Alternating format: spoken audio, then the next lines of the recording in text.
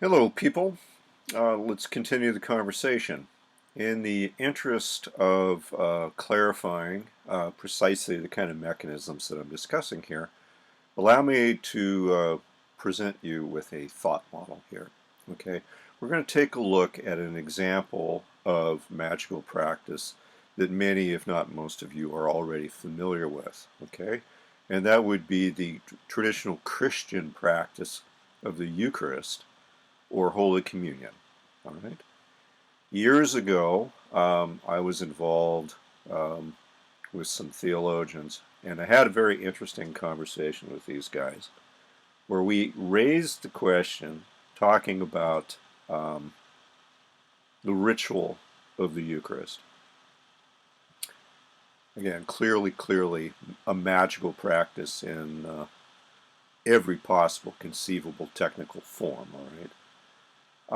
Whether it matters if one were to perform Holy Communion authentically, would it be possible to do so um, using, say, orange soda pop and Twinkies rather than bread and communion wine? Would it make any difference whatsoever?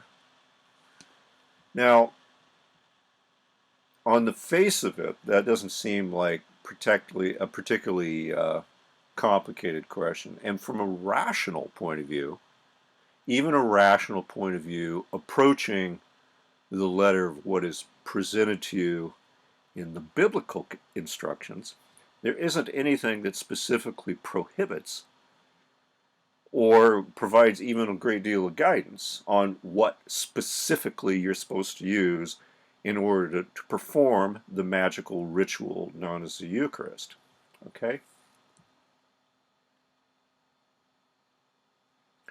But let me simply say, regardless of where you may sit in terms of your investment in the Christian tradition, I would suggest that most people, certainly many people, would feel quite uncomfortable that there was something inherently missing in the authenticity of the practice if you were to use elements that might be associated more with the kids, after school party than a rite of the church. Okay? But again, from a rational point of view, I cannot make any argument that is intelligible as to why you shouldn't use Orange Crush and Twinkies to perform the Eucharist if you're going to do so.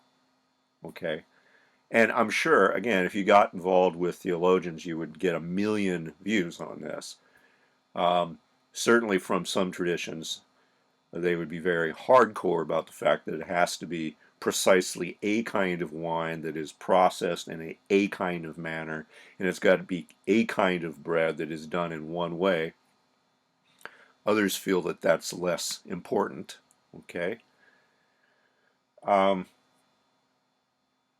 that being aside, I think any of us can understand this kind of assertion that there is something in the quality of the ritual that is contingent on the quality of the elements and the care and the effort and the respect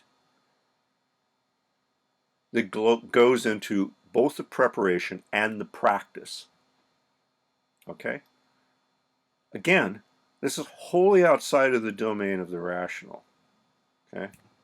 But there is something innate in us if the care is put into having these elements as charged with what Jung might say numinosity as possible, that the symbolism that is conveyed by them, these proto language elements and symbols that convey the message um, deep into the elements that give rise to our sense of self, the more potent that message can be charged, the more effective and the more deep and the more influential its reach.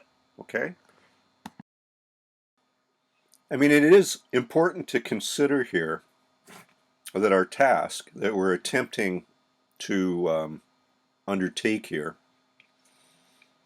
is to build a relationship of communication with as much as we can with the underlying substrate that gives rise to the experience of self. And certainly, again, from the Jungian point of view, he has very potent techniques for dealing with that at the level of the psyche. There are others that might think it's necessary to go deeper than that and into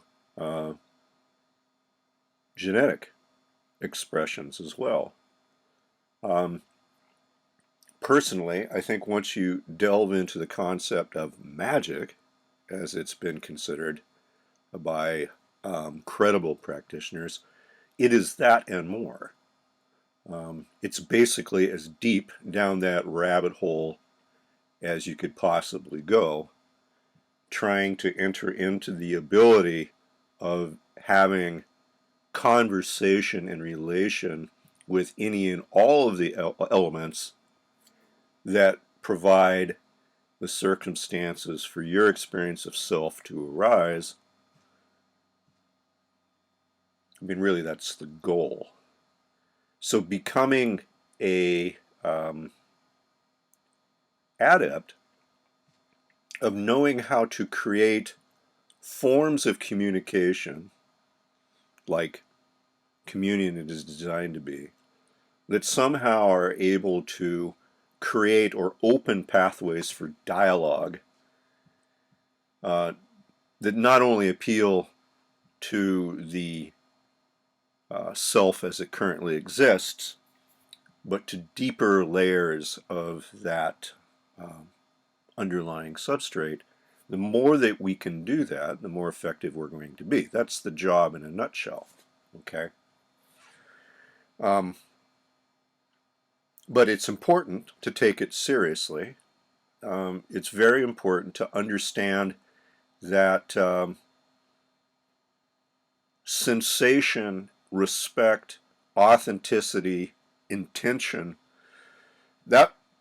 that's really the persuasive elements of any language, right?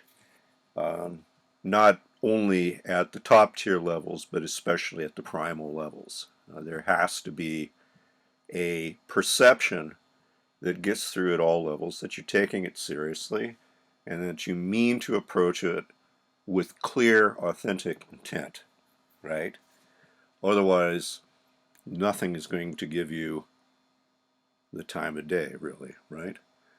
So, I don't think it's harmful to think about experiences like communion or others that you might have experienced in your life, and to try to reflect on the sensations that you might find for yourself, not only if you've been involved in it, say as a kid in church, but also hypothetically what you might feel if you showed up for a communion ceremony and the priest was dressed in sloppy gym clothes and they were serving Orange Crush and Twinkies, what you would feel that would be different there. Because in a lot of ways, these feelies are the clues to what's going to be effective and what's not. Like, it's easy to get the idea that none of this stuff, none of the underlying substrate has a voice and it communicates. Well, you don't expect it to speak English, right? Don't expect it to speak your native tongue. If you anticipate that it will speak with the voice that it possesses, then and you choose to meet it at that level, well, then you will open that door and it will not be particularly complicated to figure this stuff out. But I thought I would share that because I think it gives some insight into the appropriate posture that's necessary to adopt to start playing this game with any kind of meaningful success. Okay? Cheers.